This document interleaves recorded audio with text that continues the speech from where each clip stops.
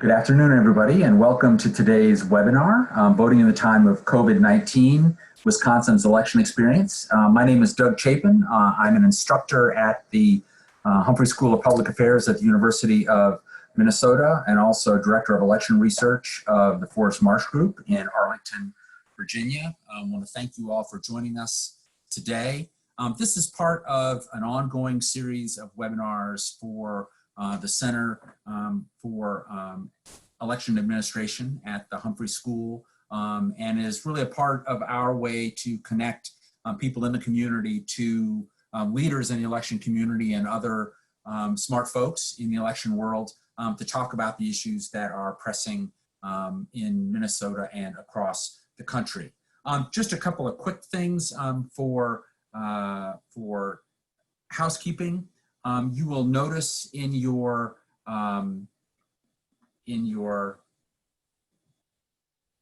Zoom box down at the bottom, you will see an icon for Q&A. You are not only welcome but encouraged to submit questions during today's conversation. After Megan and then Megan and I have a little bit of a conversation, we'll have time to get to your questions. We will collect those questions and I'll make sure that we ask them for you. Very often we get several people asking the same question, and this is an opportunity for us to kind of combine those all and make sure that we get to as many folks as possible throughout the hour. Couple of upcoming webinars as part of the Center's webinar series. We have an informational session for prospective students with a wide variety of folks, including instructors, alumni, and staff. That will be in just under 2 weeks on Monday the 27th at noon. You can see the link for subscribing there. You can also join us in about a month for election security, security for whom, including a bunch of different folks from NCSL, DHS, and elsewhere, talking about all the various cybersecurity and security related issues in 2020 and beyond. As I said, these sessions are intended to be roughly monthly, so we're hoping to have more content right up until and through Election Day 2020. And I hope if you enjoyed what you heard today, that you will come back and join us. And if you've enjoyed what you've seen today and want to learn a little bit more and be a part of the program here at the University of Minnesota, I want to let you know that we do have 3 courses coming up in the fall. The first is our Survey of Election Administration, taught by Amy Wilson, Training Coordinator at the Colorado Secretary of State. It's an introduction to some of the big issues in election administration, federal and state relations, voting technology, voting integrity, what have you. It's a really great introduction to the field. You also can take data analysis for election administration with the amazing Tammy Patrick, former Maricopa County election official, election administration commissioner, and now with the Democracy Fund in Washington, D.C. And there are a few people in the field who know more about collecting, analyzing, and reporting on election data than do Tammy. So I'd highly encourage you to consider that as well.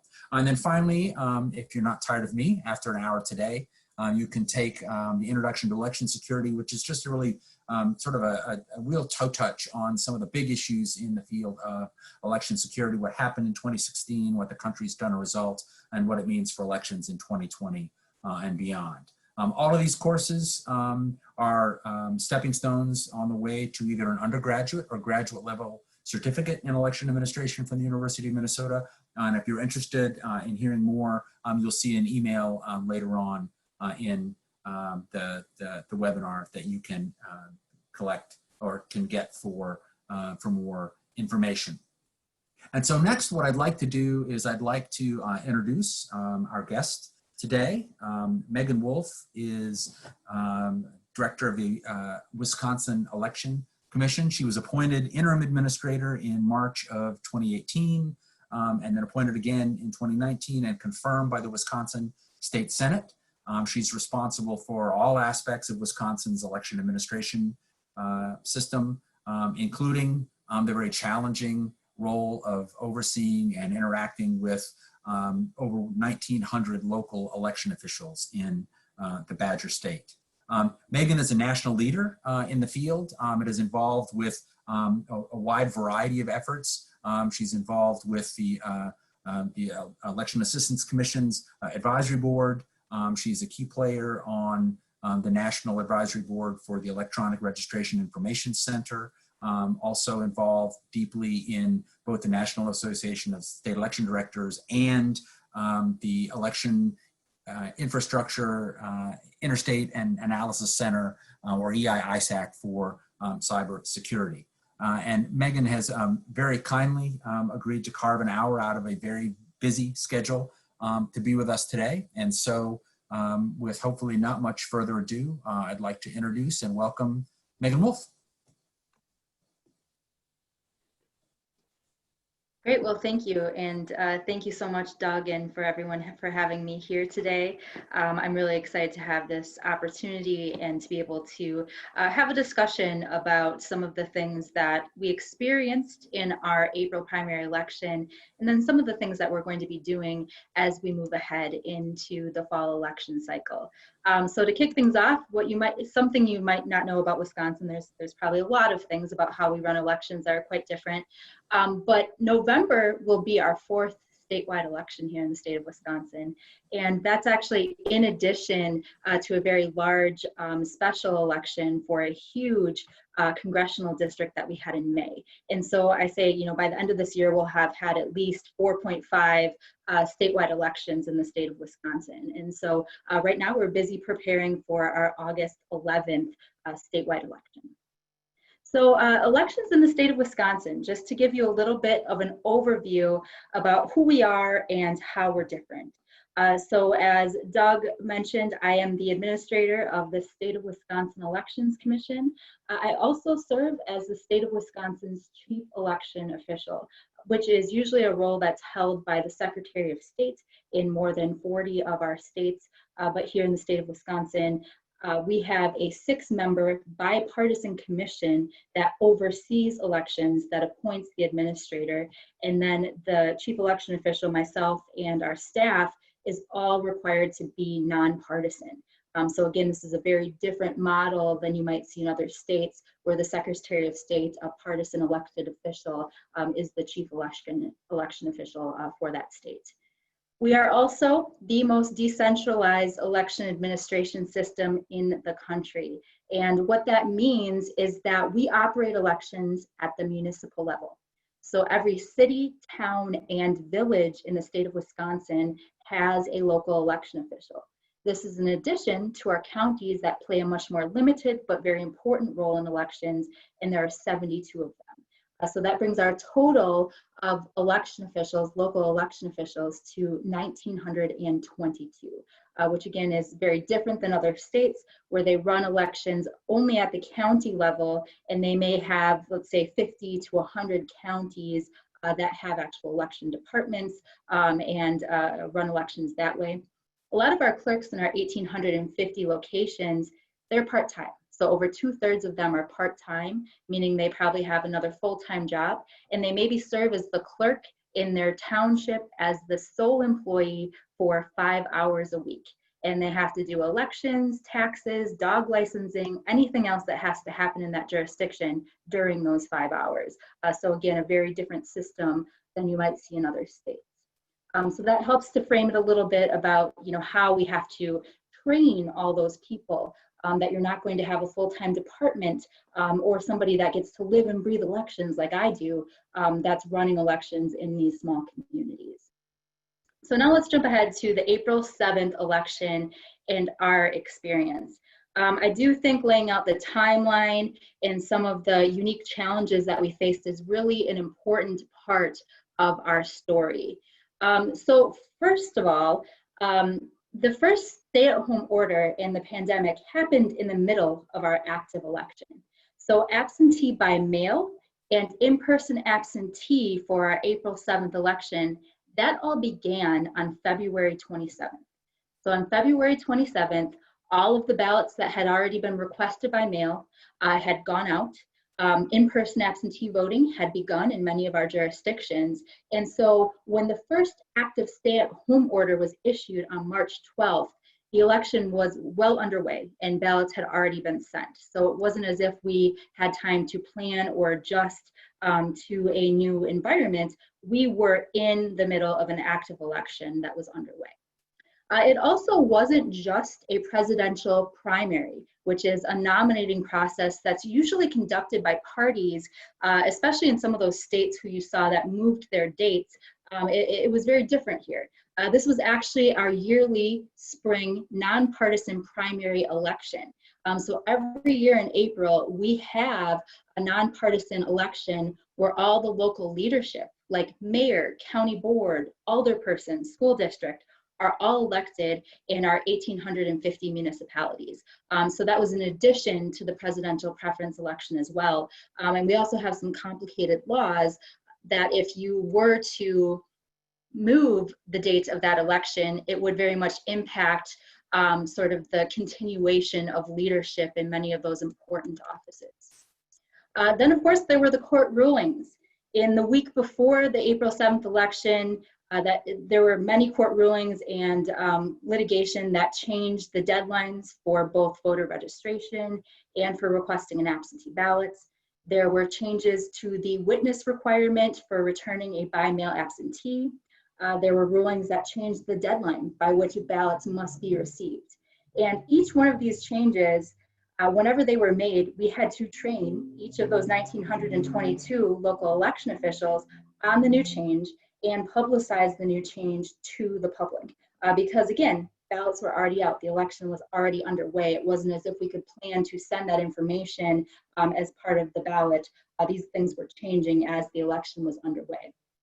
This back and forth with the election in the courts happened up through April 6th, the night before the election, when the state and the US Supreme Court weighed in on some of these decisions and changed a number of things, including the witness requirements for absentee ballots and the deadline for absentee ballots to be received.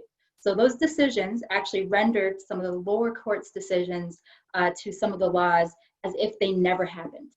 Meaning that there were voters who returned their ballots in compliance with the lower court's rulings, but their ballot could not be counted after the Supreme Court's rulings occurred. And so again, trying to communicate what was the status of being able to count or reject a ballot to both clerks and voters was incredibly challenging throughout that process. Also worth noting, it was always the commission's stance, and the courts reaffirmed this multiple times, that as the State Elections Commission, we have zero authority to change the dates of the election or to modify the deadlines, dates, or other statutory requirements, nor did the governor. Any changes would have to occur through an act of the legislature or through an act of the courts. And we saw a lot of the latter, but we did not see any changes in our legislature. And again, this was all in addition, all of these changes that were happening to sort of the foundation of our laws and the guidance that we had out there. We also had to rethink and reconceptualize and retrain on almost every aspect of elections, regular election processes, in light of the pandemic and in light of evolving public health guidance. So again, that's sort of the background and the timeline that we were dealing with. So what did we do in order to implement the election on April 7th? So again, with that background in place, ultimately, we had to take a lot of steps to ensure that polling places were open in each of Wisconsin's 1,850 municipalities on April 7th. And this had to accommodate an enormous shift in voter behavior. And again, it was affirmed by the courts that we had to implement the April 7th election in accordance with the statute with a few small changes. So all three statutory options to cast a ballot had to be made available to voters. So voters still had to have opportunities to cast and request a ballot by mail, to do in-person absentee voting, and each community by law had to allow for in-person election day voting as well. And so we had to figure out how to implement all three of those types of voting, paired with things like the active stay-at-home order and public health guidance. So I'll walk through each of those three types of voting and some of the things that we had to do in order to make that happen. So probably the biggest shift for us, of course, was absentee voting by mail. So our state is historically an in-person state. We have same-day voter registration. We're one of the highest turnout states, always after Minnesota, but one of the higher turnout states in the nation. And a lot of that activity happens on election day at the polls. And so historically, we would see about 6% at high points of voters that were participating absentee by mail. So in a lot of the small communities, this meant that they might have 1 to maybe 10 absentee ballots that they were issuing by mail. It was a very small amount. It was a stamp and a writing with a pen on the envelope process in a lot of our communities. In April, we saw that over 60% of our voters participated by absentee by mail. And again, that literally happened overnight. When we issued ballots on February 27th, it was along the lines of that 6% of people that had requests on file. And we had our technology, all our processes were developed for what we saw historically, to make sure that it worked for that small percentage, to make sure that everything worked for that process. And overnight, there would be more people requesting an absentee ballot in a single day than we would sometimes see in entire election cycles. And so all of our technology, our guidance, our processes all had to change in order to accommodate that process. And when I say 60% of people ultimately participated with a by mail ballot, that doesn't include all of the people that also requested a ballot and either A, didn't return it, or B, decided to ultimately change their mind and vote using another method. So there were many, many more ballots actually issued beyond that 60% that also ultimately participated by mail. And so,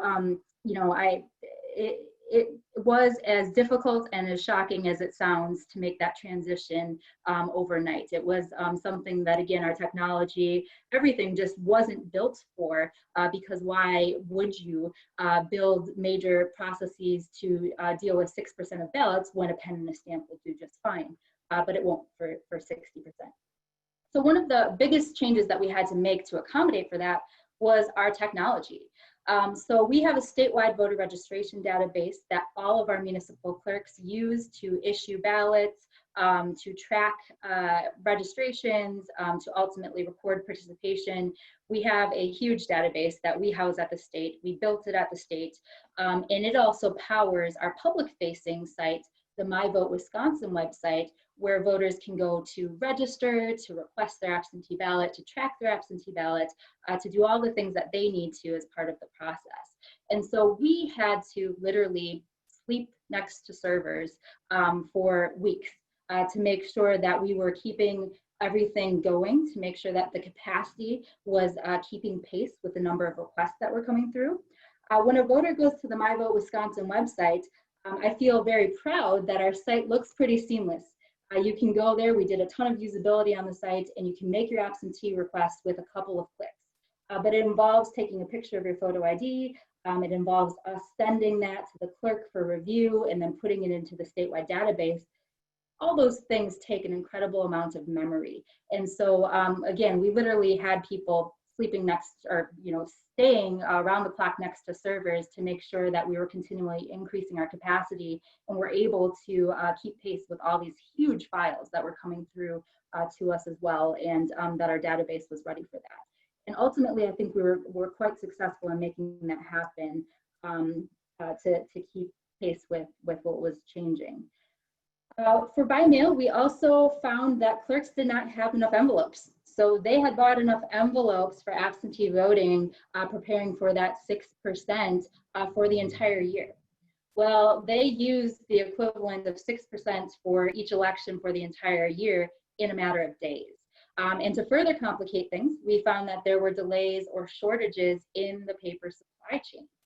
So we had to work to try to find envelopes on their behalf But envelopes also rely on a really experienced vendor to print them to make sure that they're up to the Postal Service's requirements and they don't cause any issues. And so it was a huge undertaking to, first of all, find the paper stock, and secondly, find a vendor that was able to print them on short notice to be able to get them out to all the jurisdictions. There were some jurisdictions in northern Wisconsin where they actually had to be flown to them because the turnaround had to be so quick to get them what they needed to be able to continue providing their absentee envelopes. And then public information was a big part of this. It's hard enough to educate voters about what the requirements are when the laws are just the laws. But when the court rulings are changing things on a consistent basis, every day we had a new message that we had to communicate to voters about what the requirements were. What did they need to know in order to make sure that a ballot was counted? And it required a lot of diligence on our part, local election officials' part, and voters to make sure that they knew what the requirements were on a daily basis. And again, that's in addition to having to teach people about how to vote safely under pandemic circumstances. How do you get a witness to sign your ballot? If you live alone and you're social distancing, how do you make sure that someone can witness your ballot safely? And so we worked with a public health official to help us put together documentations about all those things that voters needed to know in order to interact in a safe way. Next was in-person absentee. And so, in-person absentee had to be an option too in all of our communities, as did registration. Another interesting fact about our state is because we have so many small communities with a local election official, many of them don't have an actual office, and they actually operate out of their homes. And so they're registering voters, they were conducting absentee, doing all these things out of their homes. And so a lot of changes had to be made to that process to make sure that the clerks and the voters were safe in those circumstances. A lot of jurisdictions chose to do things like appointments so they could meet people somewhere that was larger to accomplish social distancing, or to do things like curbside absentee, where a voter could drive up to the municipal building and receive an absentee ballot curbside instead of going into a building. And then, of course, the polling place on election day. So as we were working through all of this, we of course knew that the big day was going to be April 7th, and we had a lot we had to do to adjust everything to make sure that the clerks had what they needed to be able to administer the April 7th election. Again, this is something they didn't have any control over, we didn't have any control over, that by law we had to have in-person options available at the polls on election day. So the first thing we did in looking to prepare for election day is we did a survey of our local election officials to understand if they had enough poll workers, because of course we were hearing that poll worker shortages were prevalent, that their regular poll workers were not going to be available to work safely, and then to find out what supplies they needed. So we worked with a public health official to put together a checklist and guidance about what clerks should do to incorporate best practices into their polling places. But we needed to help them get supplies because there were major supply chain shortages. So we found out from our clerks that yes, the poll worker shortage was a real thing, and I'll talk a little bit about how we addressed that. But supplies were also something they could not access. And we found, even through our channels, we could not access supplies either. Things like sanitizer, things like masks and gloves, all of those things were not things that we were able to even procure. Even with all the money in the world, we wouldn't have been able to get those things because they were being reserved for healthcare professionals at that time. And so we knew that local election officials, they really weren't going to be able to find those things, and we had to find a way to get those for them. So we worked with our State Emergency Operations Center, and we also got on the phones and just started calling and trying to find avenues to procure these things. Sanitizer, sanitation solution, those just weren't things we were going to be able to buy.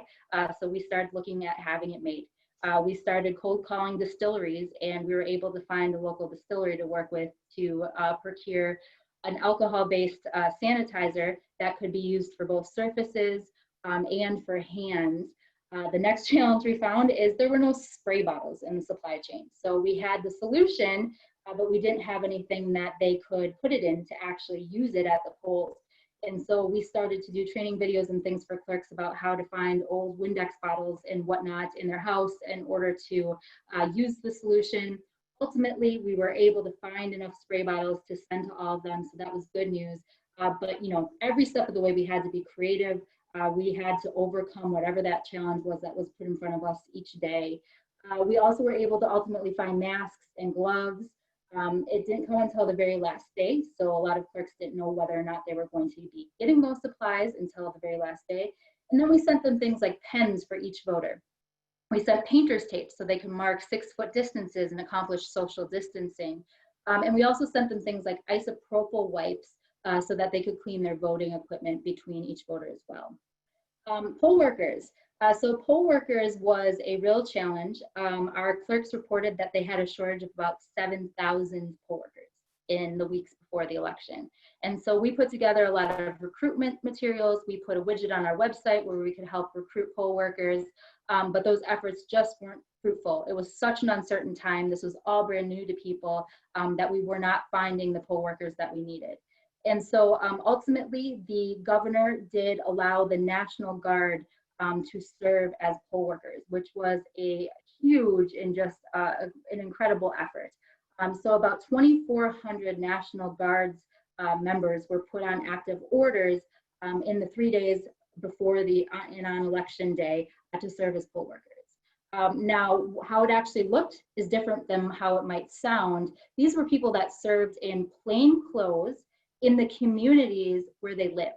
So these were our voters' neighbors, friends, families, people that lived in their communities that were serving as poll workers. So they wouldn't have known that they were National Guard members necessarily unless they knew that about that person. And so again, our law says that to be an election inspector, you have to be a citizen of that county. And so the National Guard helped us to recruit Guards members to serve in the counties where they actually reside to be poll workers. And so, you know, through their just incredible efforts, we were able to train 2,400 Guards members and deploy them to serve on election day at the polls. And so what they did is they called them on active duty on the Sunday before the election. We at the state put together very quickly training for them online. We don't typically train poll workers, each municipal clerk does, but we created training for all of those Guards members so they could take that on Sunday when they went on active duties. And then on Monday, they were actually sent out to the municipality where they'd be serving so they could learn and train about their polling place, help with setup. And then of course on Tuesday, they served as poll workers, and some of them even stayed through Wednesday to help the clerk tear down the polling place and help with some of those other things. And so at the end of the day, each of our 1,850 jurisdictions was able to open the polls, which I still to this day can't believe that they were all able to do that. It was really remarkable, incredible efforts on all of their part. And so then just real quickly, what's sort of next? So those are all the things that we had to do in April. And you know, it was a huge undertaking. But I think that even though that was an experience that we hope we never have to go through again, we owe it to our voters, we owe it to ourselves, to our state, to learn everything we can from that experience. And so what we did after the election is we did a deep dive into our process. We did an April 7th summary report, and then we did an April 7th absentee report, where we put out, we researched, we analyzed, and we put out the good, the bad, the ugly about our election so that we could learn, so that we could understand what happened, we could understand where our dependencies were, and we could make our processes more resilient. And so that's what we're working on right now is how do we build up our things like our vote by mail process? We're still gonna have to have all three options, and we have no idea what voter behavior is going to look like in November. So all three have to be up to the standards that we want it to be for high volumes. And so we learned a lot in April. The first time you do anything is not going to be the best time, right?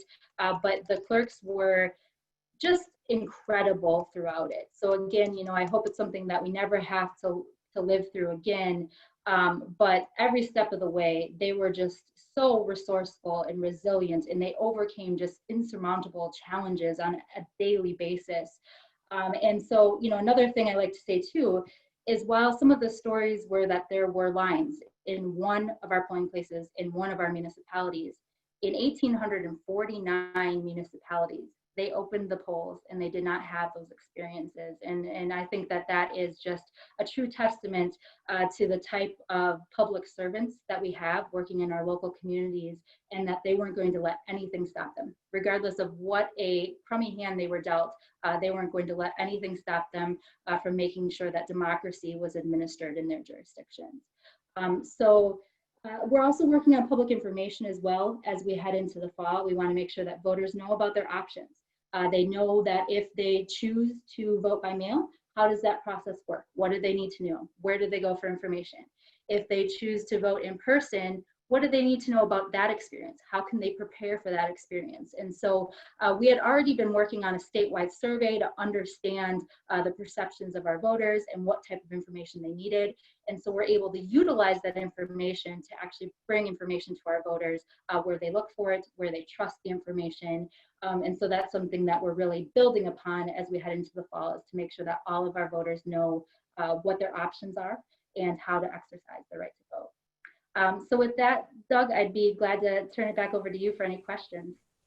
Sure, and I will, I'll ask a slightly long-winded question so you can catch your breath if you need to. I know from having worked with Wisconsin over the years that you all do a really good job of communicating constantly with your municipalities. You've got a fairly robust statewide election administration data system that you collect, and there's a really good back and forth with the municipalities. Can you talk a little bit about what it was like in the days and weeks leading up to April 7th when so much was in flux? I mean, you've already talked about the challenge of informing voters, but how did your staff, how did the folks at the municipalities, how did you deal with the fact that that in almost on an hour-to-hour basis, the ground rules for the election, witness requirements, availability of polling places would change? How do you manage an election on so many different tracks in such a short amount of time? Yeah, that was also a huge learning experience as well. But we ultimately heard, while there's things that I certainly wish we had done differently or better when it comes to communicating with our local election officials, at the end of the day, I think we just, as crazy as it sounds, I think we worked together as a unit, all 2,000 of us, to make it happen. And so I'm just so grateful that they were engaged. I can't imagine working in a small township and getting paid to work 5 hours a week and then having to deal with all of this. So the fact that they remained engaged and solution oriented, that's all them. And all we had to do is get them the information, and we did that in a number of ways. So one is we have a communication protocol with our clerks. So depending on the severity or the type of information that we're relaying to them, we'll either post it to our website or we'll send them a high priority email. We actually implemented a new system for this election called a Rave alert system. And this is where the clerks can go in and give us all their contact information. So tell us their cell phone numbers, their personal and work email addresses. And if there's something that's truly critical, that alert is going to go to all their devices. We can call them, send them a voice message, we can send them a text message and email. It's one of those things where when I get a Rave alert, all of a sudden 10 devices in my office or house go off because everything is going to ring. And that works really well, especially things like changes to what ballots could be counted that were made the day before the election, or court rulings that said they could not release the unofficial election results until a week after the election. So we had to send those things out using a Rave alert so that they all knew what was going on. And again, I wish I could take credit for the good communication, but I really think it required amazing engagement on the behalf of our local election officials. But we didn't shy away from over communicating. Anytime anything happened, we got information out there. We did things like hold webinars. Some of them we would do 3 or 4 times in a day, just so that all of our clerks would have an opportunity to join based on what their schedule looked like. So we'd hold ones early in the morning, throughout the day, and late at night, so that all of the clerks could join. We tried a new thing this time around too, where we did those webinars as Q&As. Usually that's really hard to do when you have 2,000 local election officials, but if you break it up, we were able to have smaller groups that joined and asked us questions throughout. Because, we find that people understand information when it's in their context, right? When they ask the question and we can answer in their context, they're more likely to retain that information. And so it was a partnership, and it was something where we learned a lot. And I think that if we have a crisis in the future, we'll be even better prepared to communicate changes to our locals. Thanks, Meagan. You talked a lot about, I know that a big feature of at least the litigation run up to the election, other than just what had happened and how, was the fight over the witness requirements. Would it apply or would it not? I'm wondering, and I actually had a couple of questions in the Q&A as well. Were there folks who did not get their ballots witnessed because they thought that the court had said they didn't need it, who ultimately were unable to vote because the rules changed? Did some of those folks end up going to the polls and casting a ballot? Do you even know the answer to that question? Yes, I do. And ultimately, there were people that weren't able to cast a ballot because of the changes in the witness requirement. So the lower court ruling had been that in lieu of a witness requirement, the voter could send along an affirmation with their ballot that said that they were unable to safely get a witness. And so many of those people, there were people that did that included that affirmation in compliance with the lower court ruling and sent their ballot back. Then when the Supreme Court ruling came out, it said it's as if that lower court decision never happened. Every ballot has to have a witness. So what did that mean for the voters that had already returned their ballot with that certification? Our law also says that if you've returned your absentee ballot, you're not eligible to get another ballot at the polls on election day. So there's actually a watermark in the poll book that says if somebody was issued an absentee ballot, if they returned it, it's going to show that too. But if it's in transit still, the poll worker is going to ask the voter, did you return your absentee ballots? If the voter says yes, then they are not eligible to get another ballot at the polls on election day. And so there were people that fell into that scenario whose ballots were not counted. And is that anything that's going to change in the fall, or is that going to just be part of the public information process of letting folks know that if you request an absentee ballot and you want to vote at the polls, don't return it? Right. So that is something that we're working on, is just, the public information around how does absentee work, so that people understand those types of things, that if you return your ballot, that's it. The law doesn't allow you to sort of beat your ballot to the polls, that you have to have a witness. But again, we also have to be prepared that the courts are going to intervene again as we head into the fall. And how are we going to better communicate to voters on an hourly, daily basis what the current status of those requirements is? Because right now, the laws are all back in place as they're written in statute, but we don't really know what that's going to look like. And I think we would be fools to assume that it's going to stay as law is written and that there won't be any other changes. Yeah, litigator's going to litigate.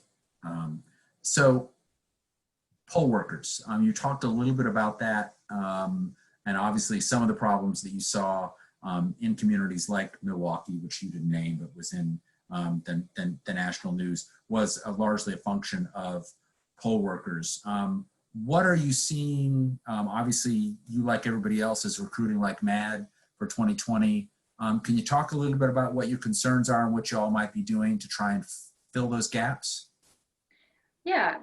So we're continuing to focus on recruitment efforts with the local election officials. So we've done things like provide them with template letters, news releases, social media, things they can do within their community to try to recruit a new pool of poll workers for people that may be able to safely serve, that don't fall into the more vulnerable demographics. And so we're going to continue to make those tools more robust because we've been told, I think, given the function of the National Guard, is we can't rely that will be an option as we head into the fall.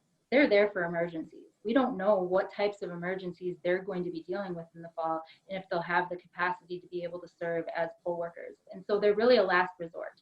That's not an option that we are going to be able to plan for, months in advance, it's something that truly will hopefully be there if we find ourselves in a crunch again. So focusing on those recruitment efforts, getting clerks to talk to their private industry in their jurisdictions, talk to employers and say, hey, why don't you encourage your employees to be poll workers if they can do so safely? Things like working with school districts or universities to see if they can do that same type of encouragement. And so we're going to keep working through those channels, encouraging state employees to serve as poll workers, encouraging county employees to serve as poll workers, to try to do what we can from that perspective. But of course, we're going to continue to have conversations on an ongoing basis with our National Guard so that we are postured if that has to become an option. And we're going to keep surveying the clerks too to understand their needs. So on a regular basis, asking them, how are you doing? Are you going to be able to open your polls? Are you experiencing a shortage? What does your recruitment efforts look like? Is something that we keep doing as well. We're hearing that clerks feel like so far they're in pretty good shape for our August 11th election, but I think it's probably too soon to tell what November will bring. And just a quick follow-up, the conventional wisdom nationally is that it's older people serving as poll workers who have been opting out. Has that generally been your experience, or have the no-shows really been across the board, or does it vary from place to place? Yeah, I think that's interesting because I don't know that we have a lot of data about the makeup of our poll workers, but that's what we were hearing too. It was mostly older individuals who love and want to serve their community, but ultimately decided that they weren't able to do so safely. I also think in our April 7th election, it was across the board. There were a lot of people of all walks of life that weren't able to show up because there was so much uncertainty. I mean, again, we were right in the middle of all this sort of coming to life and becoming a thing. And so people didn't know what to do. They didn't know what was safe, what wasn't safe. And so we'll see as people have adapted a little more to the pandemic environment and sort of behaviors as we interact in public, maybe there will be other people that are willing to serve in that. So let me change tack a little bit. You talked, obviously, that was amazing to me. I joked that, the great thing about elections is you don't have to sweat the small stuff, but the bad news is there is no such thing as small stuff. So things like envelopes and spray bottles and DIY sanitizer become an issue. But obviously the big bottom line is the bottom line, and that's money. I know that you got some money from the feds through the CARES Act, but have you seen any additional funding from the state for 2020 operations? I know there's talk of more money from Congress, and I know there have been some nonprofit efforts in some of the state's larger municipalities, but talk to me about what the budget looks like for running just the 2020 election, given everything that you all need to do between now and November. Yeah, funding is something that is, very critical right now. Again, we're going to have 4 statewide elections this year. And so when we get to November, that's the 4th time that they've had to administer this. They've had to adjust to the new voter behavior, having envelopes, having enough postage for, 60% of people to participate by mail when you budgeted, appropriately based on history for 6%. And so we did receive federal funds through the CARES Act grant that was given to elections, and we've actually made a sub-grant available to our municipalities. So our commission approved a sub-grant program where we give a base grant of at least $200 plus $1.10 per eligible voter, per registered voter in each municipality. So depending on the size of the jurisdiction, they're able to apply for that grant.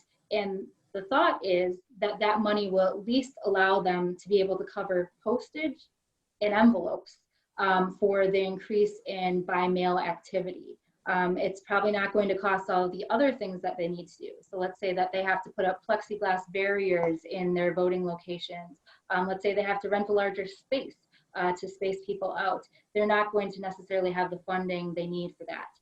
Staffing, that's a huge one we're hearing from our jurisdictions, that with this huge increase of voting by mail, they need more staff before and after election day in order to send those out, process them, track them, do all the things that they have to.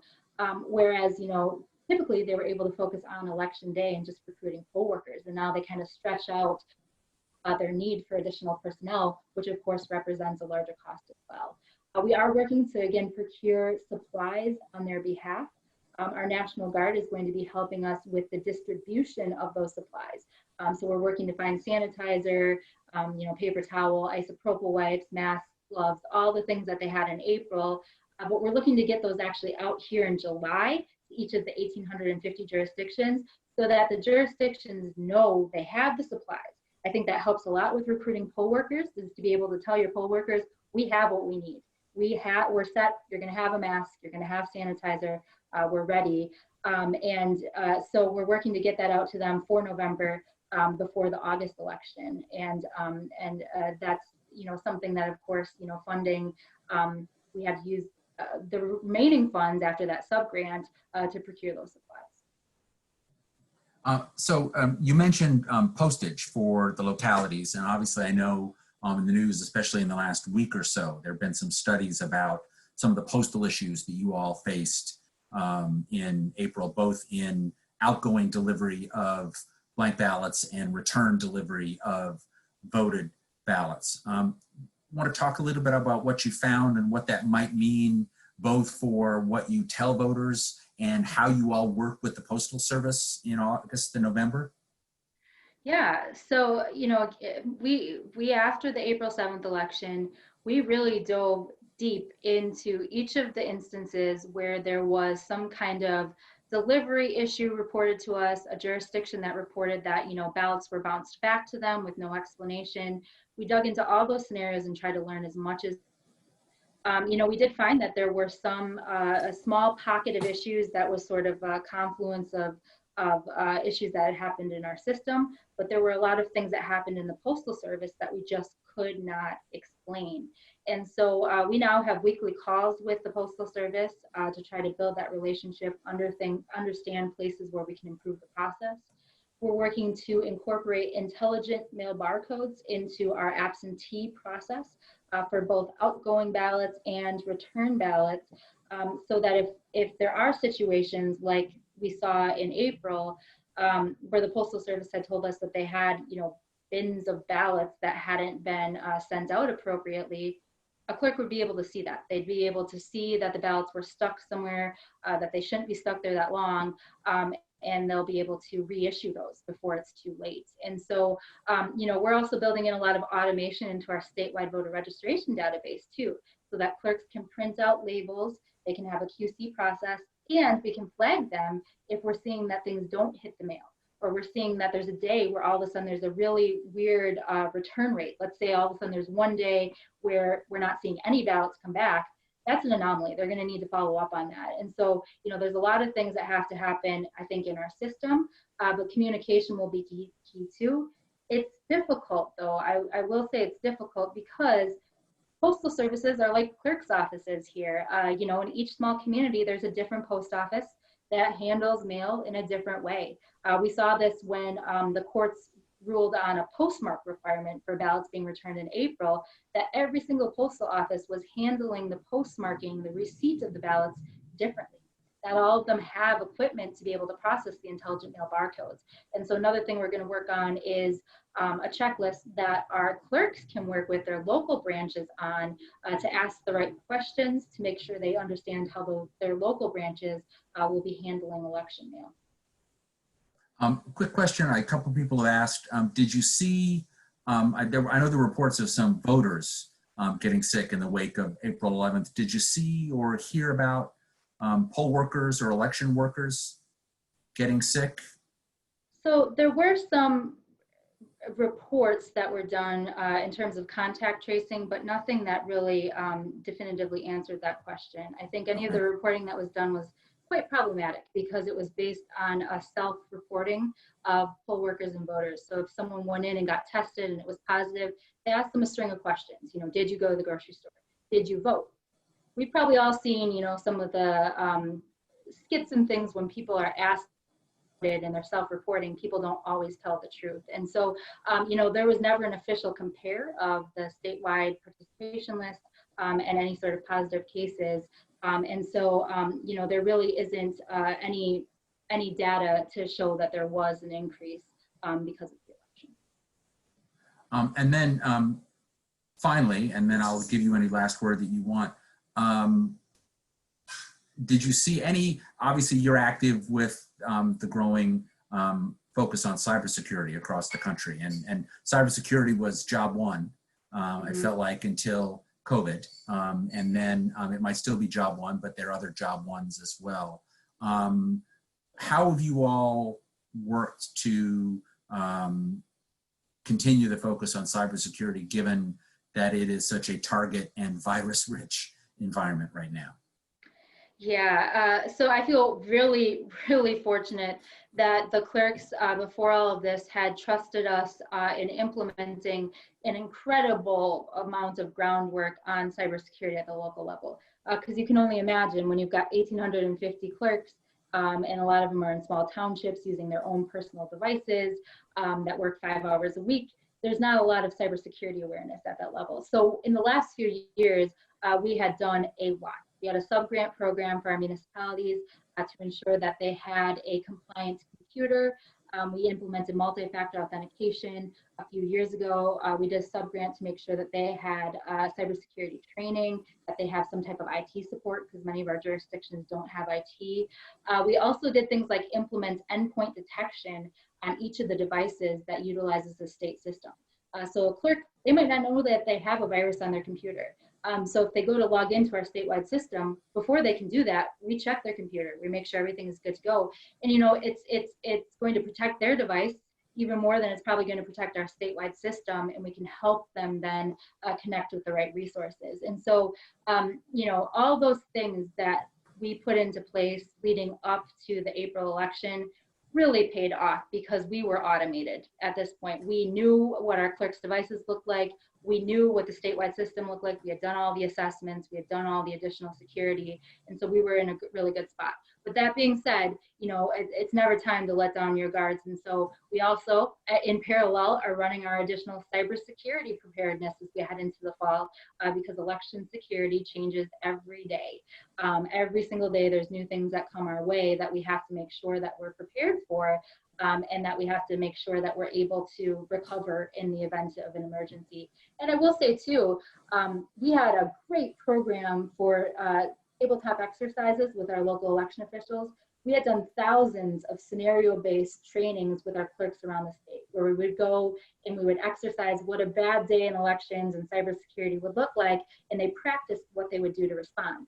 Well, you can't do that now. We can't travel to have those types of meetings. And so we're needing to adjust course in terms of how we train on those important topics to make sure that nobody loses sight of that operating in parallel to the pandemic.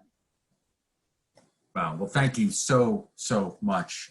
Obviously, thanks for sharing that. Thanks for packing as much of it as you could into a little bit less than an hour. Just kind of in terms of final words, if you're talking to a state level colleague or somebody else in the field, what's kind of your top level takeaway of your experience, not just in April, but sort of in 2020 generally?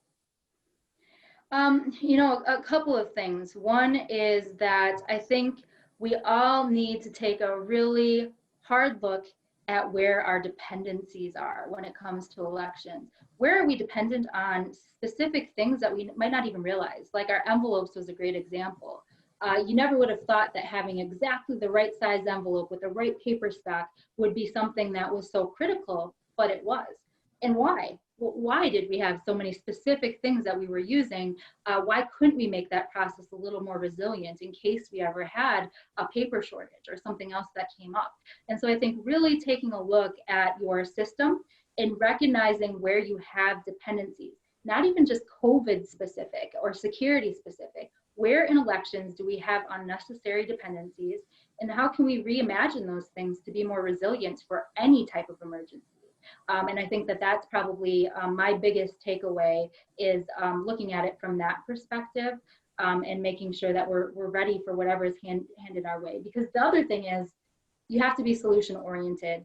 I can't even tell you how many times we heard from clerks throughout the process that they were just ready to throw up their hands. How were they supposed to keep track from day to day if this thing was back on? Why would they do all this work to re-implement a requirement that might be turned over the next day?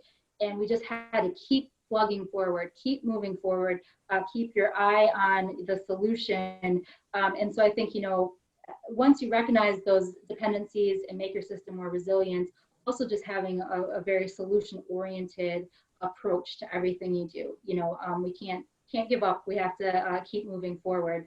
And then I think probably my biggest takeaway from the April 7th election is never, ever, ever underestimate Wisconsin's local election clerks. They are incredible. I don't care what you throw in their path, they're going to find a way to overcome it. Most remarkable group of people I've ever had the pleasure to work with. So, you know, it was a very difficult experience, but I truly learned from them what it means to be an excellent public servant. Wonderful. Well, thank you so much for joining us, Meagan. And thanks to all of you out there in internet land for joining us today. If you have any more questions, there are all the various emails and web addresses. There will be a recording of this session made available in case you missed something and would like to rewind and see it again or share it with a friend or colleague in the field. Again, please do come back and join us if you're interested on Monday the 27th or Thursday, August 13th. And we will look forward to seeing you out there in the election world in the future. Thanks to Meagan, thanks to Kristen and Kate Gimino at the Humphrey School, and thanks to all of you for joining us today. Have a great day, and let's all be careful out there. Thank you.